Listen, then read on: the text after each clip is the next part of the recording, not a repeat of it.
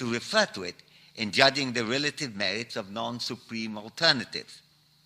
For example, we may indeed be willing to accept with great certainty that the Everest is the tallest mountain in the world, completely unbeatable in terms of stature by any peak. But that understanding is neither needed nor particularly helpful in comparing the peak heights of, say, Kilimanjaro and McKinley. There would be something very deeply odd in a general belief that the comparison of any two alternatives cannot be sensibly made without a prior identification of a supreme alternative. Let me now propose two other, perhaps milder, putative defenses of the relevance of transcendental identification. First, while transcendental identification may not be necessary for answering comparative questions, would it be sufficient, or at least helpful, in addressing those questions? In particular, can a clear answer to the transcendental search take us indirectly to comparative assessment of justice as well, as a kind of byproduct, in particular, to comparison of distances from transcendence? How far are you from the perfectly just society at which any particular set of societal arrangements stands? This procedure, I would argue, does not, indeed cannot work. The difficulty lies in the fact that there are different features involved in identifying distance, related among other distinctions to different fields of departure, varying dimensionalities of transgression, and diverse ways of weighing separate infractions. The identification of a transcendent does not yield any means of addressing these problems to arrive at a relational ranking of departures from transcendence. For example, in the context of the Rawlsian analysis of the just society, departures may occur in many different spaces. They can include the breaching of liberty, which furthermore can involve diverse violation of distinctive liberties, many of which figure in Rawls's capacious coverage of liberty and its priority under his first principle of justice. There can also be violations, again in possibly disparate forms, of the demands of equity in the distribution of primary goods, or whatever other information we decide to rely on for judging individual advantage. There can be many different departures from the demands of different principles, which forms a part of Rawls's second principle. And then there's a question of weighing these different departures in different fields against each other.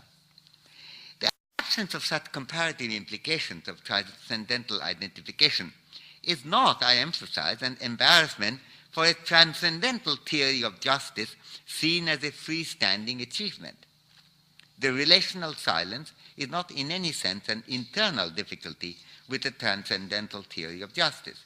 Indeed, some pure transcendentalists would be utterly opposed even to flirting with gradings and comparative assessment, and may quite plausibly shun relational conclusions altogether.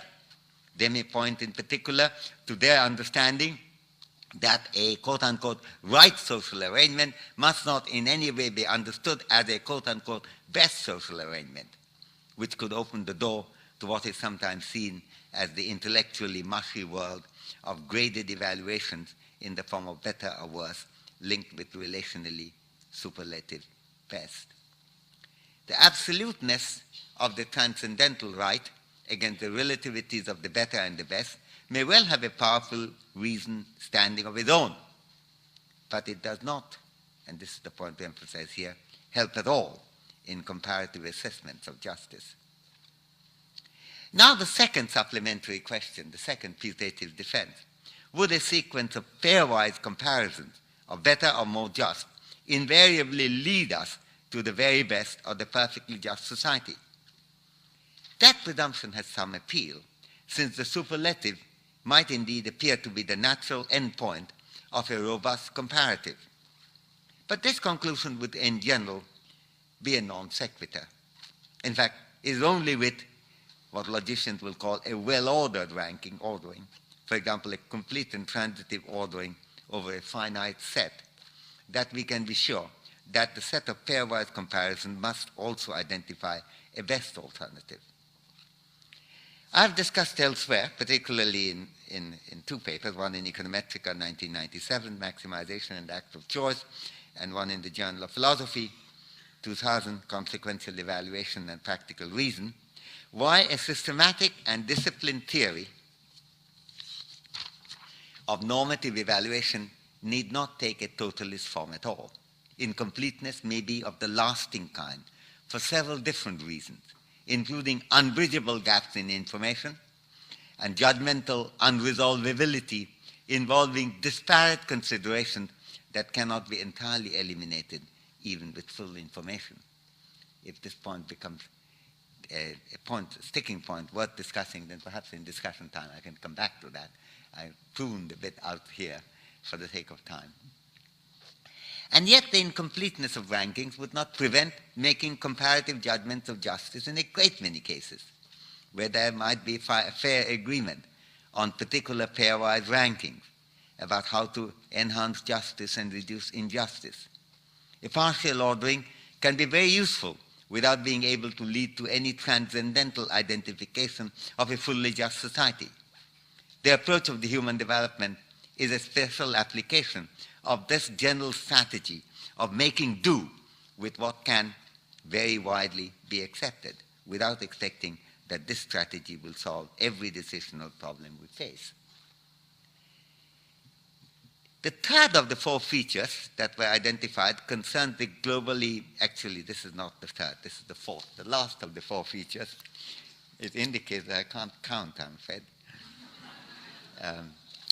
I think I changed the order of presentation, that must be it. The last of the four features that were identified concerned the globally unrestricted coverage of the human development approach. The underlying concept of justice in the human development approach does not recognize any national boundaries about whom to include and whom not. How does this compare with the mainstream political philosophy of justice today? There's a remarkable contrast here, since the basic focus of the ruling theories of justice are effectively national, or are confined to what I would call a polity, or what Rawls calls a people, collection of people who are politically organized together in the form of a state or a nation, whatever. The approach of the social contract requires a strong institutional base, and in the absence of a state running all that, we cannot proceed on this track any distance at all, as Thomas Hobbes had noted more than 300 years ago. In fact, it is the combination of the institutional view and the transcendental understanding of justice that makes considerations of global justice impossible to entertain within the boundaries of mainstream theories of justice today. The point is made with characteristic clarity by Thomas Nagel in an article called The Problem of Global Justice in Philosophy and Public Affairs in 2005. I quote from Nagel, "It seems to me very difficult to resist Hobbes's claim about the relation between justice and sovereignty. And if Hobbes is right, the idea of global justice without a world government is a chimera," unquote. In the global context, Nagel concentrates, therefore, on clarifying other demands, distinguishable from the demands of justice, such as, to use his language, minimal humanitarian morality, quote unquote, which, I quote again, governs our relation to all other persons, unquote. In the Rawlsian approach, too, the application of a theory of justice requires an extensive cluster of institutions that determines the basic structure of a fully just society. Not surprisingly, Rawls actually abandons his own principles of justice when it comes to the assessment of how to go about thinking about global ethics, global issues. In a later contribution, The Law of Peoples, Rawls invokes a kind of supplement to his national or within one country pursuit of the demands of what he calls justice and fairness. But this supplementation comes in a very emaciated form, through a kind of negotiation between the representatives of different countries on some very elementary matters. In fact, Rawls does not try at all to derive principles of justice that might emanate from these negotiations and concentrate instead on certain general principle of humanitarian behavior. And as I mentioned, there is no escape from that. If you take the transcendental view as the only question in justice, then you are doomed to take the same position which Rawls and Nagel take. The question that it raises is the standing of the transcendental approach. I think there is something of a normative collapse here. When people across the world agitate to get more global justice, I emphasize here the comparative word more, they are not clamoring for some kind of minimal humanitarianism. Nor are they, no matter how deluded they might be in other ways, agitating for a perfectly just world society. They would tend to find their voice better reflected in a poem of Seamus Heaney, I quote. Actually, Nadim Gordimer, when I was giving the Gordimer lecture, drew my attention to that poem. I quote from Heaney. History says, don't hope on this side of the grave.